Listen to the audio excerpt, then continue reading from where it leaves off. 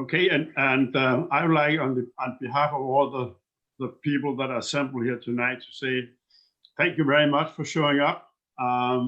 We have all been very much looking forward to it. You are, in our mind, a very special person in the sense that you have known Sidney Banks before his epiphany.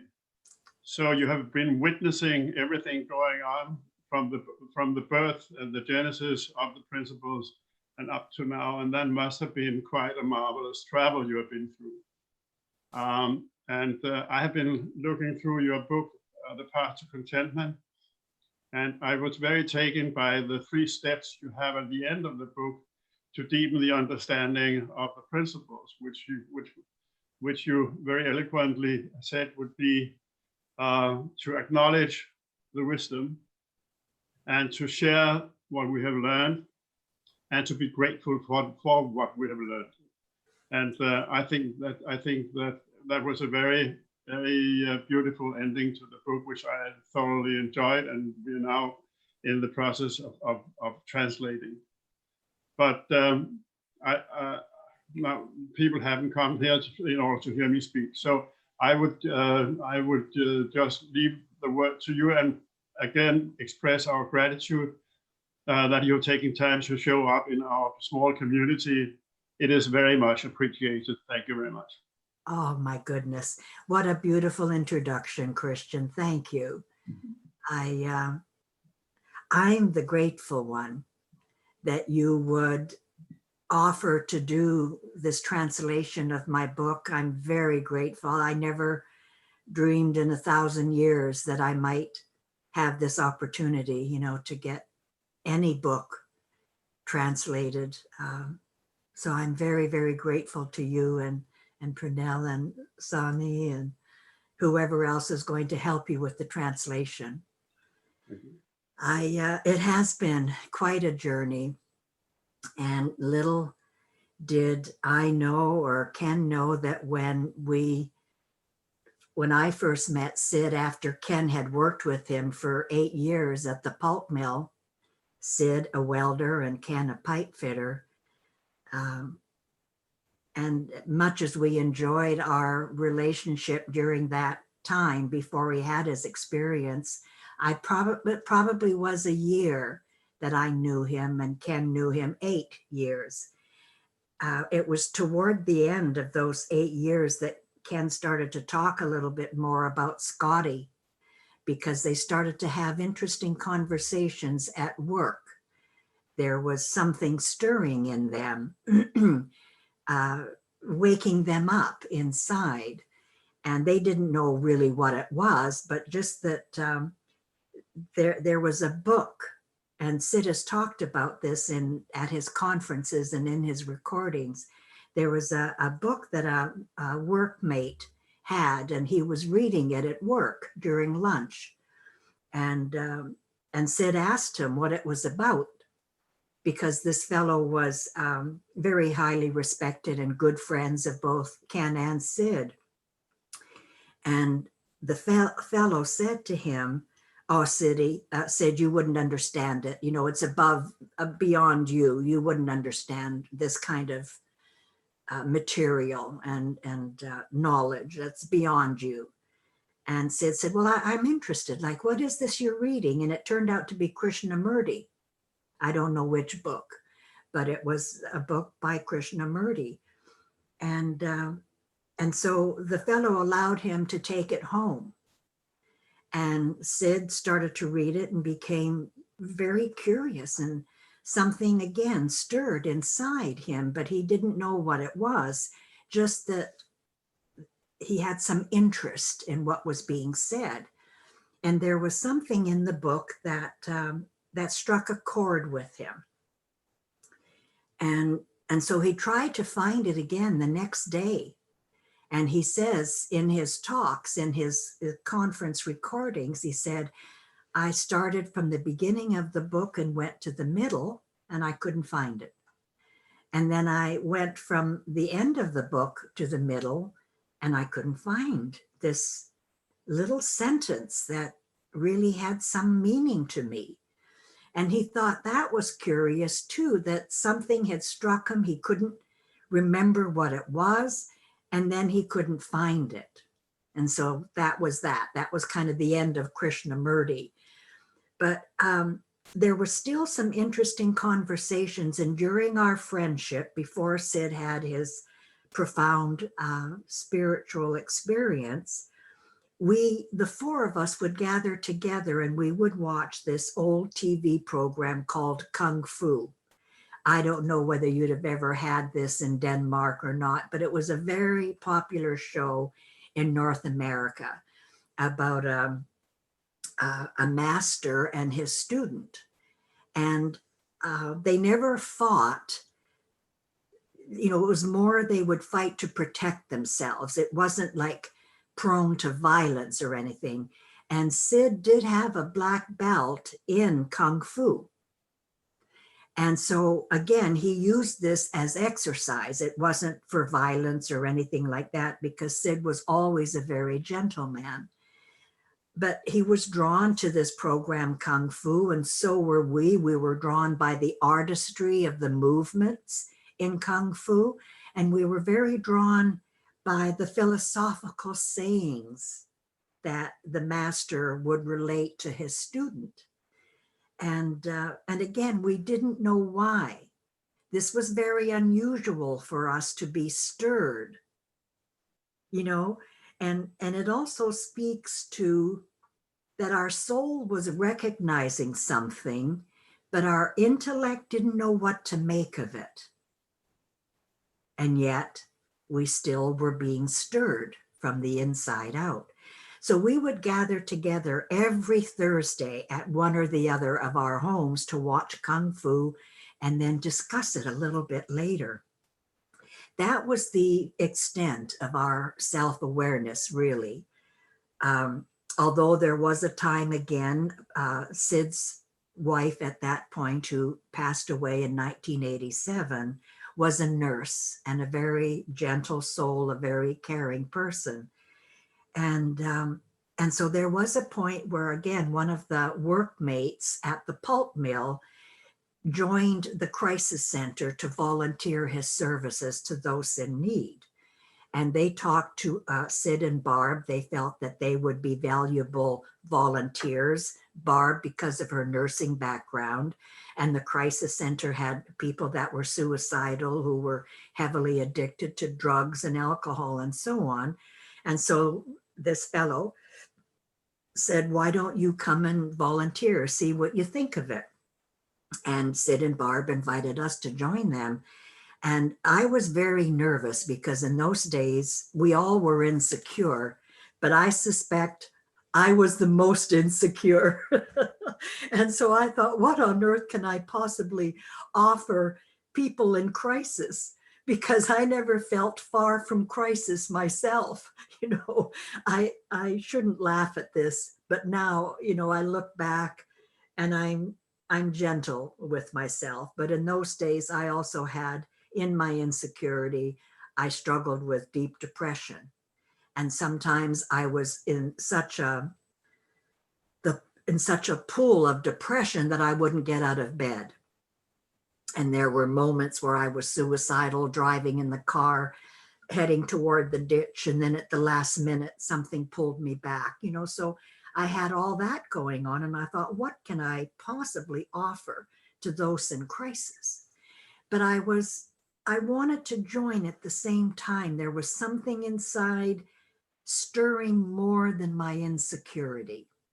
And also because I was really liking Barb, I felt so comfortable with her. She became my best friend, and same with Sid. And so I thought, I'd like to be with them, and who knows, we'll see what happens. And so we all went, the four of us went, and had to go through some training that I felt very nervous about because again, of my insecurity. There was one point, I've written about this in one of my books, where they had a circle.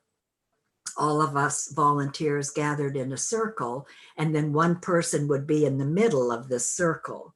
And what you had to do was put yourself back and trust that somebody would catch you when you leaned back. You just lean back with your eyes closed.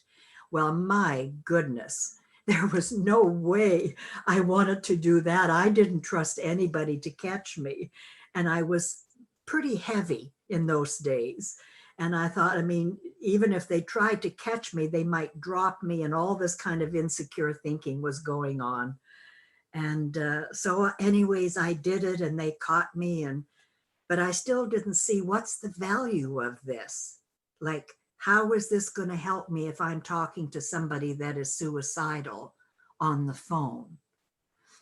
And then it was at this point, while we were volunteering at the crisis center, that Sid and Barb heard about the self-awareness group on another small island. And again, they invited us to go with them for a weekend of discovering how to have better relationships. And so that was very intriguing to Sid and Barb, because they were having some difficulties in their relationships, as were we, because with all of us struggling with insecurity and not knowing anything about how what part our thinking played in us being insecure, we all thought our insecurity was related to external circumstances.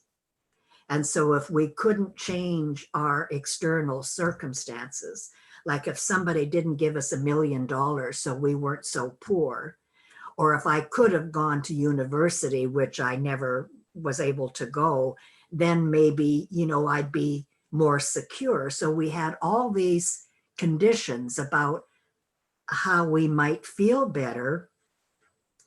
But I will say that in our friendship with Sid and Barb during those times, before Sid had his experience, we enjoyed our insecurity, if that makes sense, when the four of us were together, not when I was alone, because then it was like I became a victim of my thoughts. But when the four of us were together and we were talking about how management at the pulp mill didn't understand the workers and never asked the workers what they thought about their work environment, or, that there was never any exchange between upper level management and the employees, or they, the fellows would talk about the union and what was wrong with the union, what was wrong with the government. There was a sense of alignment in our insecurity that was enjoyable. And again, I don't know if that makes sense, but I'm trying to describe to you how it felt to us at that time. So when Sid and Barb invited us to go to this weekend self-awareness group, there's no way, because I'd heard you really had to be up front with your husband or your partner or whatever, and you had to tell your partner exactly how you felt about them and what you thought and all this kind of thought. And I thought, well, I could do that to Ken, but I certainly didn't want to hear what Ken had to say about me. I thought I couldn't bear it for him to reveal his thoughts about me. I already felt insecure enough. I didn't want him to add any more. And I certainly didn't want the people in the self-awareness group to hear about our troubles. So I emphatically said, no, I don't want to go. And frankly, Ken was of the same mind. Long story short, Sid and Barb did go on the quiet. They didn't tell us, they just went one weekend. And that was where Sid had his first insight that was so powerful. He had an insight when he read that Krishnamurti book. He didn't know what it was. He couldn't find it, but there was something that stirred within him. And so I would say it was like he had an insight without content. And then when he went to the self-awareness group, both he and Barb, but especially Barb, because of her very gentle nature, was really taken back by the anger that was expressed in the participants getting out what they felt about each other, about their husband or their wife. And they got quite negative and angry, and Barb really didn't like this. And during the break, she said to Sid, I don't want this, I don't want to be a part of this, and went to her room and wanted to leave. It was also an island, and Sid said to her, well, Pat, we can't leave now because there's no ferry until the next morning. And so we'll go tomorrow morning. And during the lunchtime, he went for a walk with another participant. And during that conversation, they both began to talk. Actually, the participant, who was a psychologist, started to talk about thought and insecurity. And he said to Sid, insecurity is just thought. And that hit Sid like a ton of bricks, he said. He couldn't believe what he heard. Insecurity is just thought. And that was like the doors to his wisdom opened a crack. And he said to the man, did you hear what you said? And the man said to him, yes, of course, I heard what I said. I don't make idle chatter. And again, Sid relates this experience in one of his conference recordings. I don't remember which one, to be frank with you. But he knew when the man said to him, of course I know what I said. I don't make idle chatter. Sid knew already, his knowing was coming to the surface. And he knew the man didn't know what he'd said, which is very interesting. But Sid knew, he knew that what the man said, thought creates insecurity, was absolutely true. And that was it then. They didn't go back in, and the next day they left, and they actually came to Salt Spring. They lived in another city where the pulp mill was, actually in Nanaimo in British Columbia, where we all lived. But they had a small cottage here on Salt Spring Island where I live and my husband lives, and where Sid lived for many years, off and on. And they came back to the island and it was here on the island after, I think it was like the third day they were back on the island, where he had this epiphany. And it just came out of nowhere, because he still didn't know what he knew. Like, he knew that insight about thought creates insecurity, but he didn't know where it came from. He didn't know anything about mind, consciousness, and thought at that point. It was just that phrase, thought creates insecurity, that spoke to him, that began to open the doors of his wisdom, his innate wisdom. And so while he was sitting in his front room,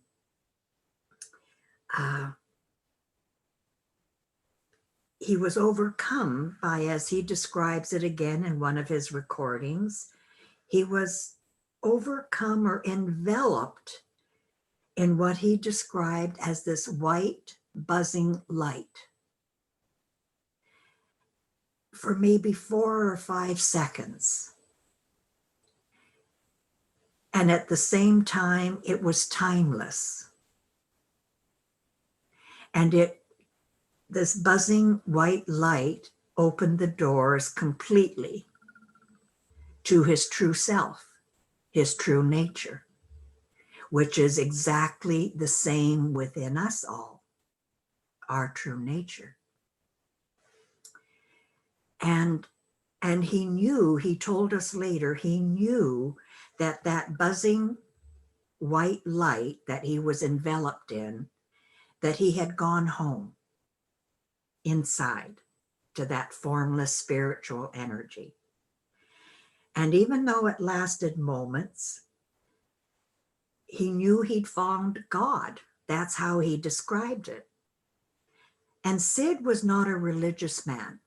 Never in the time we knew him before or the longer time that Ken knew him, never had we ever heard him talk about God.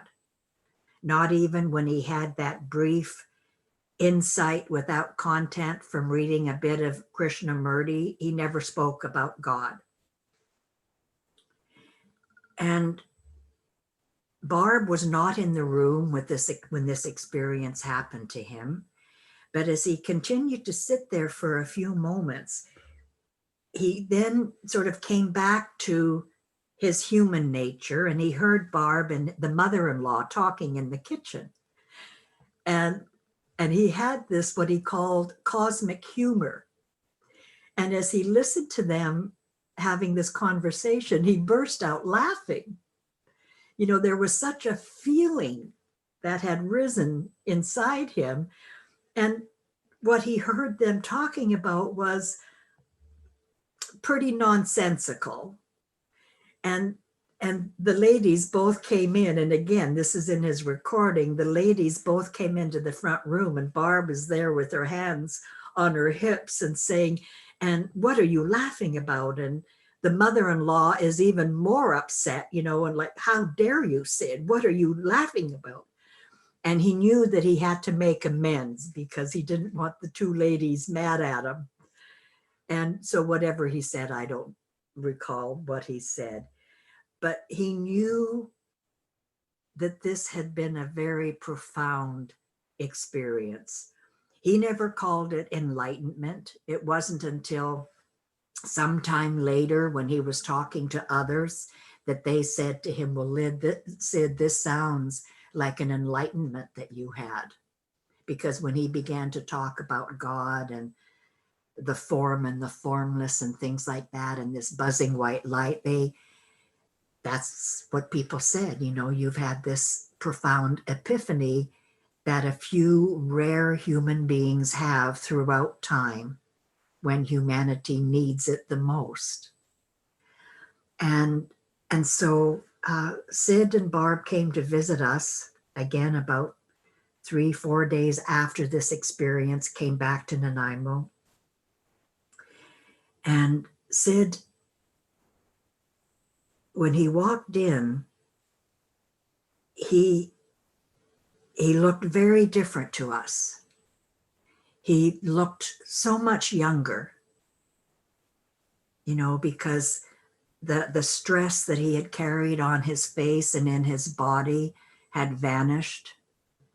And he was just glowing with this inner light. And I did like a double take.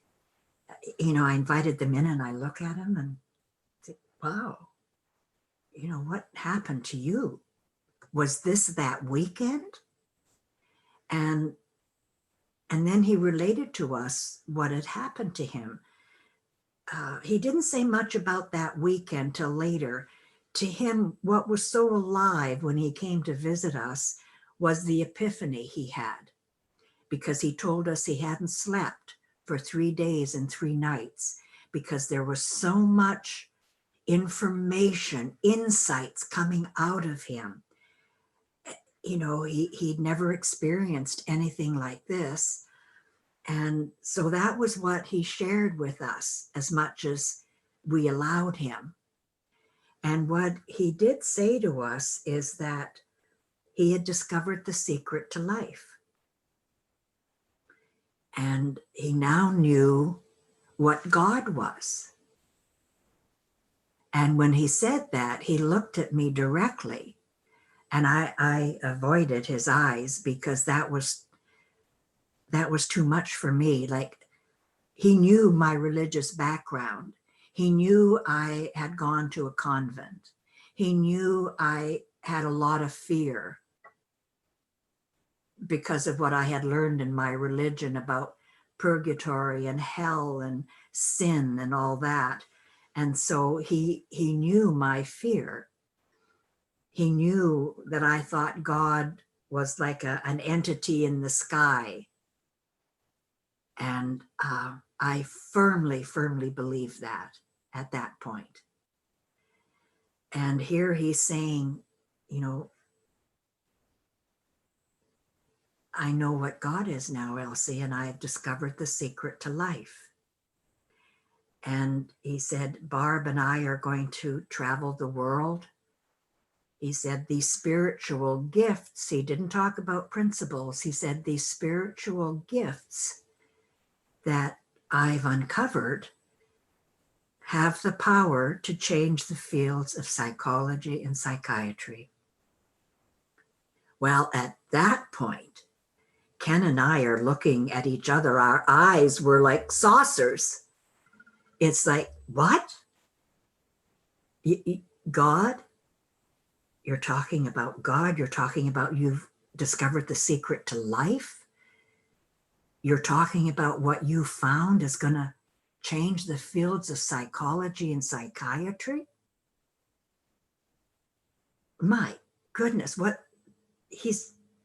we didn't know what to make of it. That was enough for us. It's like, okay, goodbye, see ya. And they were kind. They knew that we'd had enough, and off they went.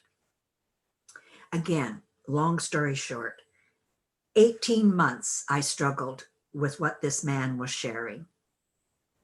And he only would share when we would ask him something. Because he saw our fear. He knew, intuitively, he knew only to share when people are open, when they're asking you. You don't share when you're not invited because you can get pushback. And indeed, even when I inadvertently did ask him something, usually about thought, and then he would respond, I get very upset with him. Because it was like the question would come out of me without my consent. It was like the question was posed by my true nature, and my intellect was saying, don't talk to me about this nonsense. So there was like Jekyll and Hyde. Talk to me about thought. How dare you talk to me about thought?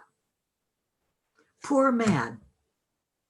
And yet in all that time, 18 months, not once did he get upset with me. Not once. Not once did he judge me.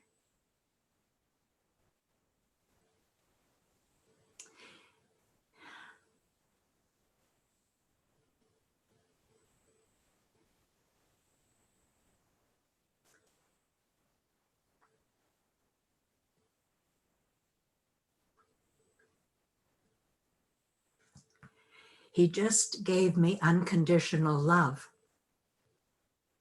And even that was too much. Because toward the end of that 18 months, I'm sure some of you may have read this or seen it on videos. Is it okay if I share it again? The turning point for me was I was in such despair one day toward the end of this period of resistance. And I don't know about you, but even to this day, like if I'm in a low mood, I don't necessarily want to be with happy people. I just want to be quiet. Just sort of leave me alone. I know I'll find my wisdom because it's still inside of me. And so just let me have my quiet, and I know I'll come out of it. That's how I am now. If a low mood happens for me. In those days, it was like, get away, I'd get angry at somebody that was happy. And so here I see Sid and Barb driving up my driveway. And I think to myself, oh my God, this is too much. I just cannot bear to see this happy couple. Because they were really bothering me by this time. I'd still invite them to dinner, but I would say, look, we'd love to have you come for dinner. We can still watch Kung Fu, but I don't want you to talk about this nonsense, Sid. Please, give me a break. I've had it up to here. And he'd say, yes, dearie. And then over dinner, I would somehow end up asking him a question about thought and then get upset with him. So now here they are coming up the driveway, and I thought, I can't stand it. And so I hid in the bathroom. And Sid loved that story about me hiding in the bathroom.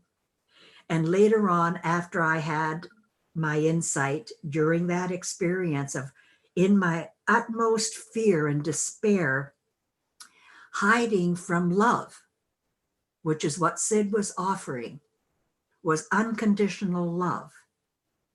And I hid in the bathroom from love.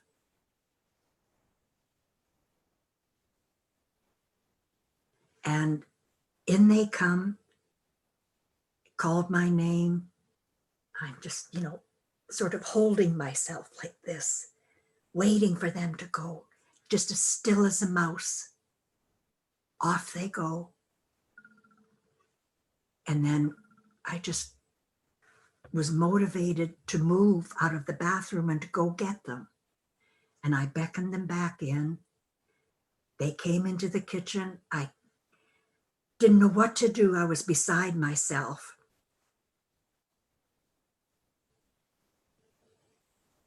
I couldn't invite them to sit down. And they, of course, saw where on my face the angst and despair in my face. And Sid immediately put his arm around my shoulders and gave me a cuddle. And he said, dearie, you'll be okay. You'll be okay. You have God within you, just as every soul on this planet does. And you'll be okay. I thought, oh my God, get out of my life. And I say this just about every time I've ever shared this story, and I've been a student for 47 years, I still get chicken skin, where the hair raises on my arms, because that's how meaningful it is to me. And I pushed past them, opened the door for them to leave. And I thought, that's it, I'm done. That's it, I never want to see that couple again. I've had it, that's it. And I used to have a black book where I put friends that were no longer friends. I put their name in my little black book. And I thought, where's my black book? Sid Banks' name is going in that little black book. And off they drove. And Barb said to Sid, well, Sid, I guess that's it for Elsie. I guess we won't see her again. Looks to me like our friendship is at an end. And Sid's response was, no, pet. Elsie heard something today. And I'm quoting. And Barb said, wow, she sure has a funny way of showing it. She literally showed us the door. And he said, no, she heard something today. So off they went. And I called a mutual friend, because she was also a friend of Sid's, and she and I used to talk to each other about the last infuriating thing Sid had shared with us, which was just pure love. But to us, it was infuriating. So I called her, and I'm venting and raging at her, and she couldn't get a word in edgewise. And she said, Elsie, finally, when I ran out of steam, she said, Elsie, I've never heard you so upset. You really want to listen to yourself. I was incensed. How dare you? Bang! And I hung up the phone on her too. Where's my black book? Get my black book. Her name goes in there too. And that was it. And then the doors of my true nature opened. In the midst of my looking for my black book, I see Natasha there. In the midst of looking for my black book, Natasha, I I had my first insight. Thought creates feeling. That was it. It was the actual words. Thought creates feeling. And my world changed in that moment, so that I got a little glimmer of what Sid had been sharing with me. You know, I got a little glimmer of that spiritual energy that every one of us have within us. It's what we're made up of. It's our spiritual nature. And that tiny little insight, that tiny little glimmer changed my life. And I knew, the only thing I knew is that what came to me was, wow, you know, what Sid has been sharing, there's something to it. You know, he's not had a nervous breakdown. What he's been sharing with us for this long year and a half, there's something to it.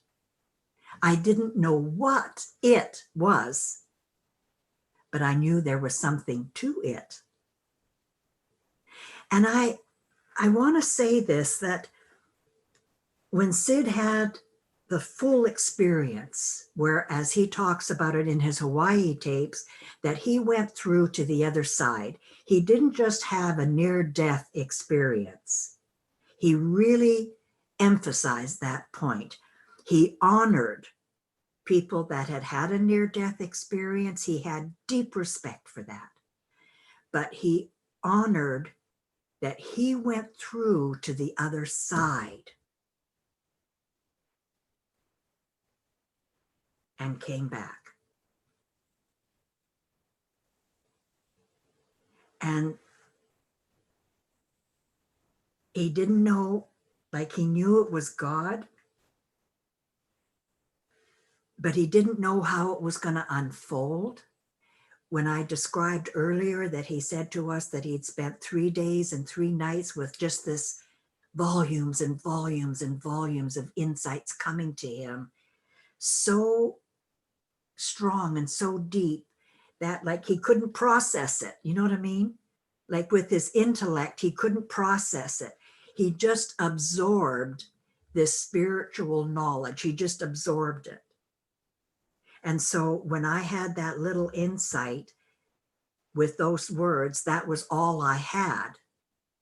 I couldn't extrapolate to anything else. I wept.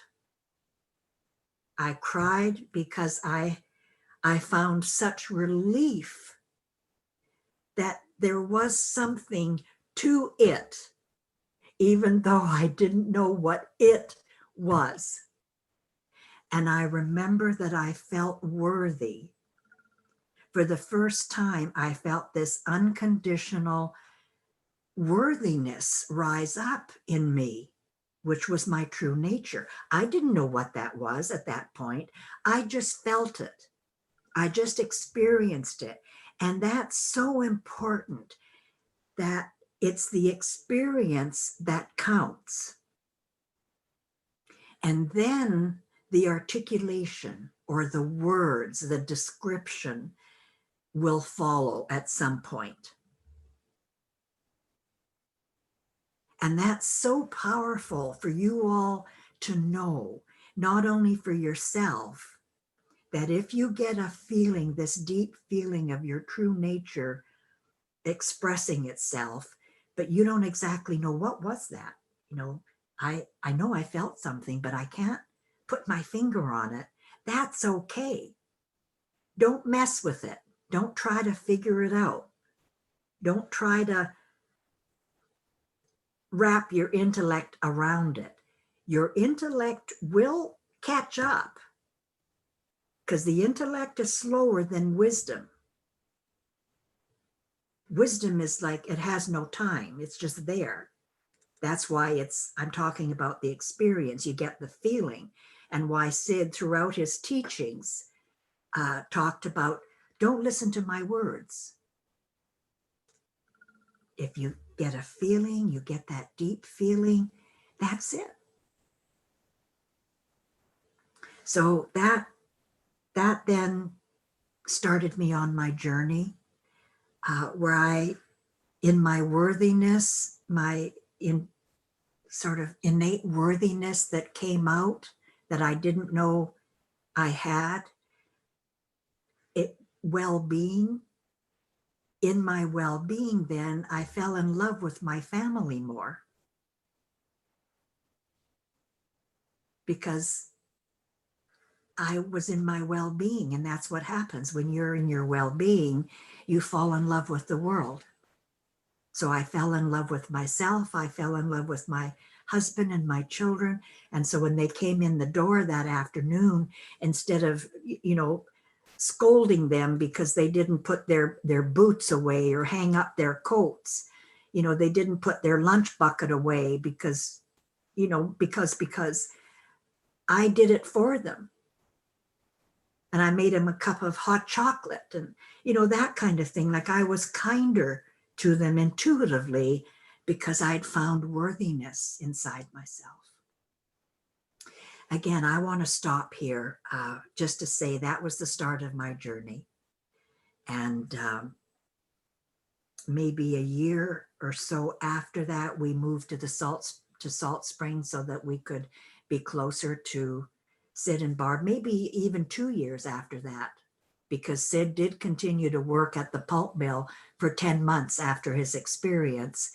And that's where he really learned what he had uncovered, how it changed his work environment, how it changed his relationships that had once been contentious, now were filled with understanding and with love, and that kind of thing. Like, he came back into the world of form using these spiritual gifts, and they guided him and they changed his behavior without him doing anything other than just living in his well-being that he'd uncovered.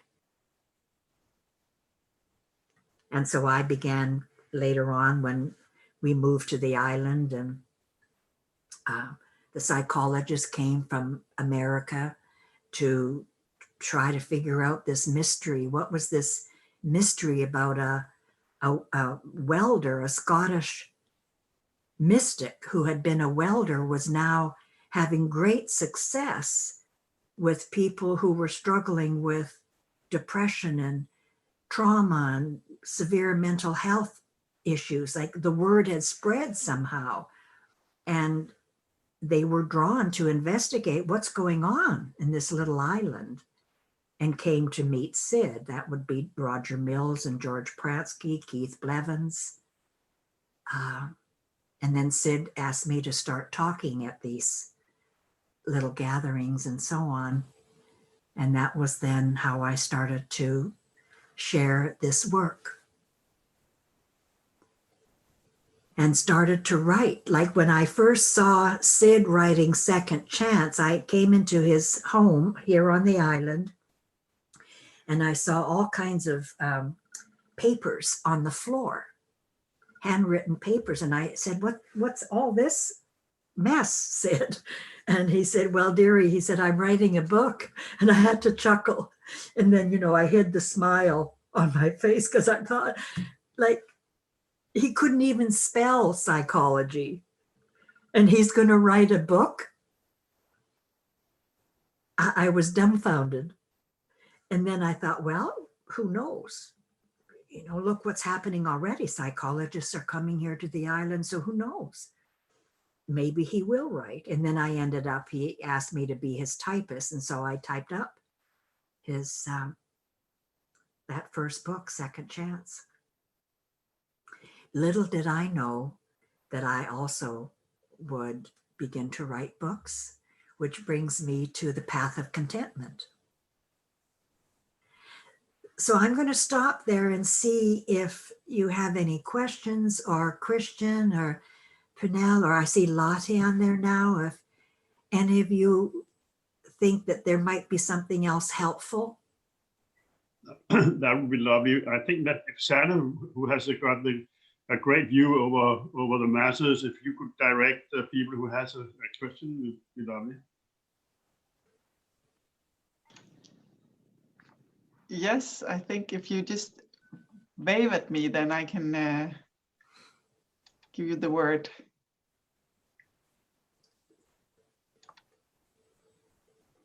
Any comments or questions? Or maybe you should just unmute yourself. Tenne, I don't know if you can see Lars Bo, but he is waving. Oh, Lars Bo. I couldn't see him. Oh, Lars. Hi, Lars. Hey. Nice to see you. Yeah, I really love to see you again. You're looking great. Yeah, thank you. I'm feeling really great. So.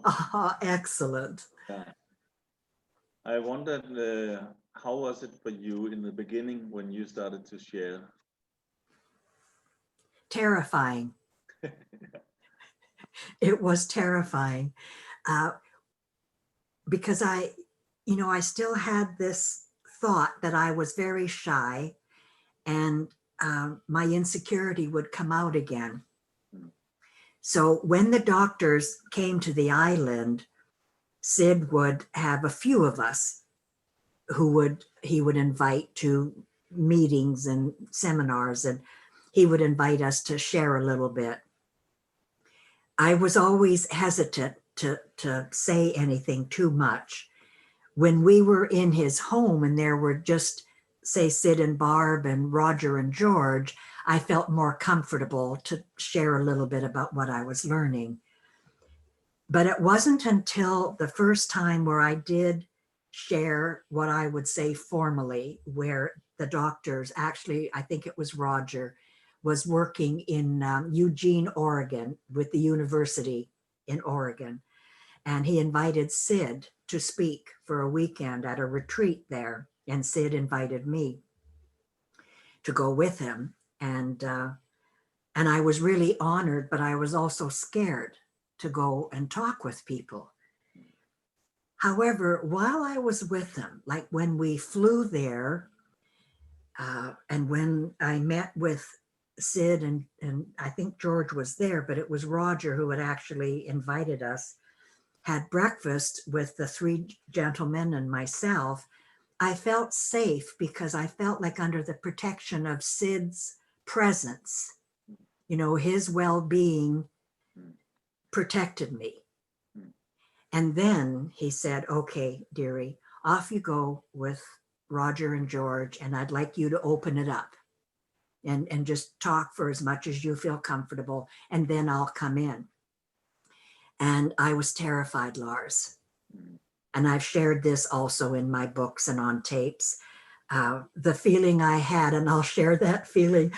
I don't know if you've seen that movie either, but I felt like Dead Woman Walking in between these two big psychologists, and we're walking down the hallway to the auditorium. And that's what I felt like I could barely support myself. So I felt like Dead Woman Walking, as if I was going to the death chambers. That's how terrified I was. And I go into the auditorium and it's packed. And I think, oh my God. And Sid had said to me, just talk what you know, dearie. Just share what you know. And I said, Sid, all I know is thought creates feeling. Like that's 5 seconds. Then what do I say? Just talk what you know, dearie. And so Roger introduced me and I got on the stage and I just was petrified. I really was. I was shaking in my boots. And I just babbled something. And then it came to me, share my insight, share that insight. And in sharing that insight, my insecurity vanished. And I was at home. That's the power of our true nature. That's the power of insight. So I always suggest to my clients or my mentees when they're going to do something new, where this is new for them to share, is share your insight. Because sometimes people don't recognize the value or the power of their insight. And they think, oh, gee, that's nice. Yes, that, oh, wow, that's good. And then it's like, okay, next. What's the next insight? They don't realize that the more you cherish your insights, they last forever. They don't just last for a few moments. That insight, thought creates feeling, has lasted me for 47 years. I still find freshness. Something new comes out. I won't share that now because we don't have much time, but maybe at some point we'll talk again and I can share with you how many times I found something new. When I began to talk from home, there was no fear because I'm nestled in love, in home. And I spoke, I think, for maybe 15, 20 minutes. And then it was like I sort of came to where I had finished what I had to share. And then I realized how still the audience was. And that really touched me because I saw then everybody's true nature had been touched and we had joined together. Now, I didn't really know that's what it was. Do you know what I mean? Like, I'm saying this because I recognized that later. What I recognized sort of when I came back to my human nature, I observed the quiet, the stillness in the room. Once again, experience, but I didn't know what it was. But I experienced, wow, the stillness in the room. So that was what it was like. And again, Lars, I'd like to say, and from then on, I never had any more fear. But I did. I did. I'm a slow learner. and there were times as I carried on, but I never let it stop me. There were times where I went on when, again, Sid would say, okay, Elsie, I'd like you to open this conference here in San Francisco or here or wherever. And I'd have fear. But underneath that fear now was more and more experience of it's just thought and share insight. And as soon as I went to insight, the fear was gone. And so then the balance, it's like the scales, you know, like when you weigh gold, the gold is the insight, and the other false gold that doesn't weigh as much was my fear. And so gold became stronger and stronger, and my fear less and less. So I don't experience that. Very, very seldom. I might get maybe a tad nervous about something. Like when I went to speak to 1,000 people, my last conference in London, I got nervous because I thought, what's that going to be like to say goodbye to 1,000 people? And yet when I looked around the room, I saw souls. That's what I saw, and that's what I felt was souls, just how we're all the same. So. Thank you so much for your answer. Thank you, Lars. Thank you. Is there anything else from people?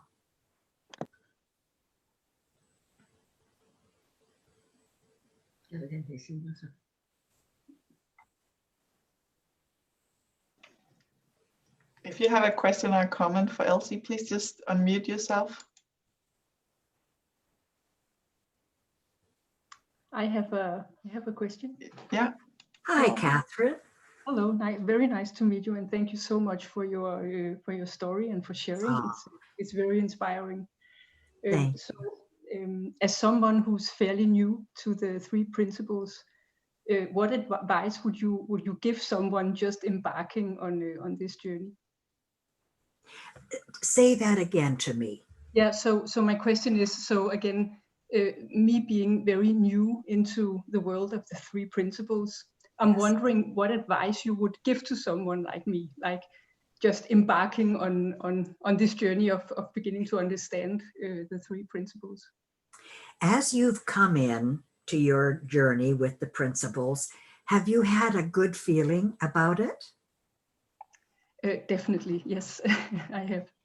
Then that's all you need to do, is just honor that good feeling. And I honor that good feeling in you, Catherine.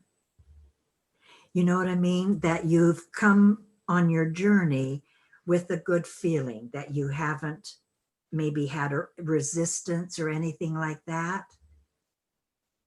No resistance. It's very open and nice. Yeah. Then just honor that feeling and carry on with your journey. There's a wonderful thing about curiosity. The difference between being curious about this understanding, but not analyzing it. And also, in your curiosity, looking within yourself rather than looking outside and going to so many others. Sometimes we can get caught up in going to trainings over and over and over and over and over and over again, to the point where there's so much noise in our head, there's no space to listen to our own wisdom. And that was one of the things that I learned after Sid passed. I know I was privileged to travel with this enlightened man and to be able to have him as my mentor and to be able to ask him questions. There would be times where I was doing a training in another country, and what came out of me in response to the audience as I waited for wisdom to answer was pure truth. And then after, when I'd get back to the hotel, I'd second guess myself. I'd doubt myself because my intellect would come in and say, was that right? Did I answer right? And so I would call Sid and say, this is what happened, Sid. This is what I said, and so on. And in the moment, I felt that was true, and he'd chuckle and he'd say, just listen to your own wisdom, dearie. Listen to your own wisdom. And then we'd have a conversation about the truth of it, and he'd take me deeper. After his passing, I no longer had him to go to. And so I intuitively was drawn to his books and his recordings when I was struggling with something. A lot of what I struggled with after his passing was judgment about how others in the community were commercializing the three principles, how they were marketing the three principles, and so on and so forth. And in my judgment, I was hurting myself more than those I was judging.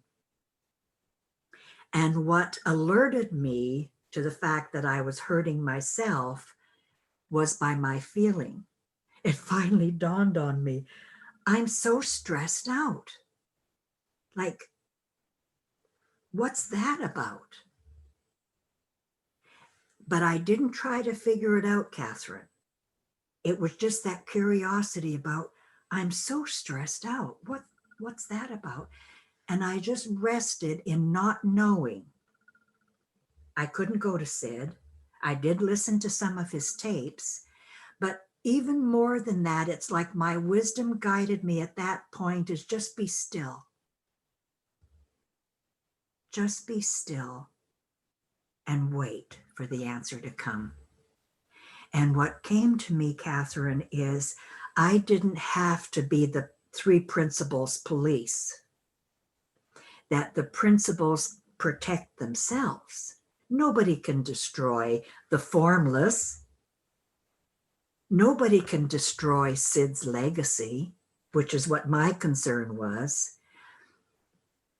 And let people alone. Just mind my own business. That's what my wisdom told me. And that was a huge shift for me. Follow the feeling. Listen to your own wisdom. Thank you. Thank you. Well, we could take one more. If anybody else has one more comment or question or anything. Is there anybody who has a last comment or question? Then please just unmute yourself.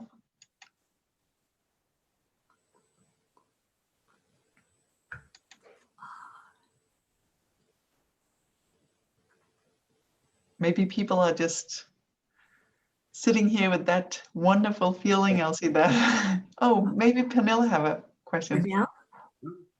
Elsie, I just enjoyed it so much. Thank you. Thank you. Thank you. It's been a pleasure talking with you all. I mean, we haven't talked at all about the path to contentment, but I trust that it feels to me as if you got a feeling for what I've shared with you here. I can see that your faces have been moved from time to time. And so I trust that that will help those of you who are going to be part of the translation team. And I'm so honored that you'll be doing this. That will help this message get out a little bit more. And I just really thank you, Christian and Sana and Latte and Pernille, and those of you that I know here and those of you that I don't know. I feel like we've had a beautiful connection.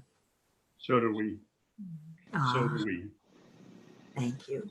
Thank you very much for showing up, and thank you very much for sharing. It was beautiful. Thank you.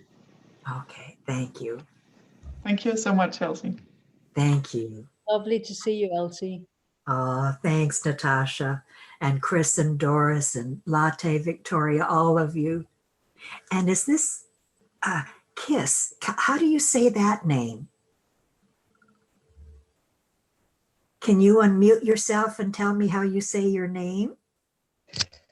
Yeah, just how you spell it, like a kiss. Kiss. Oh, what a beautiful name. Imagine being called that, Kiss. Yeah. I love that. Thank you. All right, everybody. Bye-bye. Bye-bye. Bye-bye. Thank you so much.